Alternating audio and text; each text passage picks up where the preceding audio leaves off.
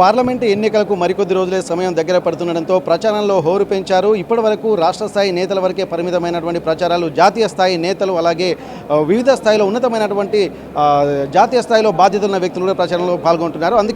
అందులో భాగంగానే వరంగల్లో కూడా భారత ప్రధాని పర్యటించబోతున్నారు. దానికి సంబంధించి వరంగల్ పార్లమెంటు అభ్యర్థి బీజేపీ నుండి ఆరు రమేష్ గారు మనతో ఉన్నారు. సార్ చెప్పండి, మొన్నటి వరకు ప్రచారాలు జోరుగా సాగుతున్నాయి, పోటాపోటీగా సాగుతున్న నేపథ్యంలో భారత ప్రధాని గారు 8వ తారీఖున వస్తున్నారని చెప్తున్నారు. దానికి పర్యటనకు సంబంధించిన వివరాలు ఏంటి? గౌరవ ప్రధాని మోడీ గారు ఎన్నికల ప్రచారంలో భాగంగా 8వ తారీఖు ఉదయం 11:30కి మరి మామ్నూర్ ఎయిర్పోర్ట్లో చాపర్లో వచ్చి మరి ఎదురుగా ఉన్న తిమ్మాపూర్ రెవెన్యూ పరిధిలో ఉన్న గ్రౌండ్లో మరి భారీ బహిరంగ సభలో పాల్గొనడం జరుగుతుంది. మరి ఆ సభకు కావాల్సిన ఏర్పాట్లు కానీ, వాటర్ కానీ, మజ్జిగ కానీ, మరి ఏర్పాట్లు, ట్రాన్స్పోర్ట్ కానీ అన్నీ కూడా బ్రహ్మాండంగా ఏర్పాటు చేయడం జరిగింది. మరి మీ ద్వారా మరి వరంగల్ ప్రజలకు నేను ఒకటే మనవి చేస్తున్నా, మరి భారత ప్రధాని మోడీ గారి ఈ భారీ బహిరంగ సభను మేము గడప గడపకు కూడా వచ్చి ఇన్విటేషన్ ఇస్తున్నాం.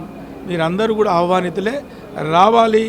ఈ 10 సంవత్సరాల ప్రగతి, మోడీ గారు మాట్లాడే విషయాలన్నీ కూడా మీరు విని ఈ దేశం కోసం మోడీ కోసం మనందరంలో భాగంగా మరి రేపు జరిగే ఎన్నికల్లో మోడీకి మద్దతు తెలపాలి, కమలం పువ్వు గుర్తుపై ఓటేయాలని నేను ప్రత్యేకంగా ఈ ప్రజల్ని వేడుకోవడం జరుగుతుంది.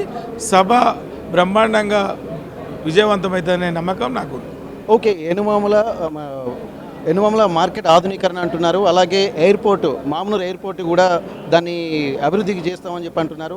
అయితే ఇప్పుడు ఈ ఎయిర్పోర్ట్కి సంబంధించినటువంటి ప్రకటన చేసేటువంటి అవకాశం ఉందా? గౌరవ ప్రధాని గారి దృష్టిలో మామ్నూర్ ఎయిర్పోర్ట్ ఇప్పటికే ఉంది, దాని మూమెంట్ కూడా అవుతుంది.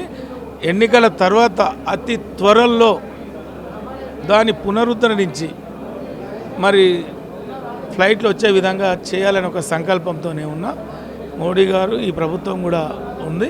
మరి వచ్చే రోజుల్లో 3వసారి ప్రధాని మరి మోడీ గారు కాబట్టి వారి నాయకత్వంలోనే దీన్ని పునరుద్ధరించడం జరుగుతుంది. ఓకే, ఈ బీజేపీ ఎక్కడ ప్రచారంలోకి వెళ్ళినా ఒక మతతత్వాన్ని, హిందూ మతాన్ని ఎంచుకుంటుంది. ఒకవేళ 400 సీట్లు వస్తే మాత్రం రాజ్యాంగాన్ని పూర్తిగా మార్చేస్తామన్నది పదే చెప్తున్నారు. దీనికి మీరేమైనా చెప్పగలుగుతారా? దీన్ని రేపు రాబోయేటువంటి మోడీ ప్రధాని చేసేటువంటి ఆ వేదిక సందర్భంలో మోడీ గారి నుంచి కూడా ఏమైనా ప్రకటన వచ్చే అవకాశం ఉందా? ప్రతిపక్షాలు మోడీ అంటే వణుకుతున్నారు, బీజేపీ అంటే భయపడుతున్నారు. రాజ్యాంగాన్ని మార్పు కానీ, రిజర్వేషన్ల రద్దు కానీ ముమ్మాటికి ఉండదు. మతతత్వ పార్టీ అని, రాజ్యాంగం మారుస్తుందని, రిజర్వేషన్లు కొల్లగొడుతుందని మరి ప్రజల్ని రెచ్చగొట్టి మరి బీజేపీకి ఓట్లు వేయొద్దు అనే ఒక మెసేజ్ పంపాలనే ప్రయత్నం చేస్తున్నారు. దాంట్లో భాగంగా అనేక ఫేక్ వీడియోలు కూడా సృష్టించి మరి ఏ విధంగా దుష్ప్రచారం చేస్తున్నారో, మరి మాఫింగ్ చేసిన వ్యక్తుల్ని అరెస్టు చేసి కేసులైన పరిస్థితి కూడా మరి ఉంది. కాబట్టి భారతీయ జనతా పార్టీ మోడీ గారి నాయకత్వంలో ఈ దేశంలో ఉన్న అన్ని వర్గాల ప్రజలు క్షేమంగా ఉండాలి. ఒక బడుగు బలహీన వర్గాల నుండి వచ్చిన ప్రధాని కదా, మరి దేశంలో ప్రజలందరూ సుఖ సంతోషాలతో ఉండాలనే ఒక సంకల్పంతో ముందుకు పోతున్న ప్రధాని గారు. ఎందుకంటే 10 ఏళ్లలో చూశారు కదా. కాబట్టి అలాంటి అపోహలు ఎవరు ప్రతిపక్షాలు చూపెట్టినా, అభూత కల్పన కల్పించినా దయచేసి మీరు నమ్మొద్దు. మరి మోడీ గారు స్పష్టంగా అనేక వేదికలలో చెప్పాడు, రేపు కూడా మాట్లాడుతాడు. మొదటిసారి పార్లమెంట్లోకి వెళ్దామన్నటువంటి ఆశతో ఉన్నటువంటి ఆరూరి రమేష్ గారు ఇప్పటి వరకు 2 సార్లు ఎమ్మెల్యేగా ఇక్కడ పనిచేశారు.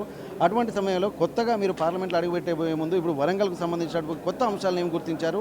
సమస్యలు కొత్తగా మీరు ఏమన్నా మేనిఫెస్టోలో ఉన్నటువంటి పొందుపరిచిన అంశాలు ప్రధానంగా ఉన్నాయి?